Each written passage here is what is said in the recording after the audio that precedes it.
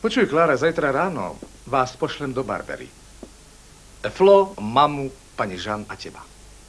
Prečo? Bude to lepšie.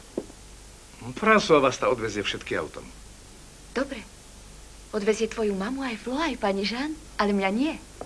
Nie. Bahej. Ale nie, Bahej. Julie. No tak, Klára, nebuď zanovitá. O niekoľko dní oslobodia mesto, ja si po vás príjem, ha? A hneď ako to bude možné, pôjdeme oba na jednu velikánsku cestu, ktorú sme si museli pre toto všetko odoprieť. Áno. A keď budeš dobrá, dobrúčka, potom ti urobím chlapčeka. Julie. Toho chlapčeka mi musíš urobiť. Hneď teraz.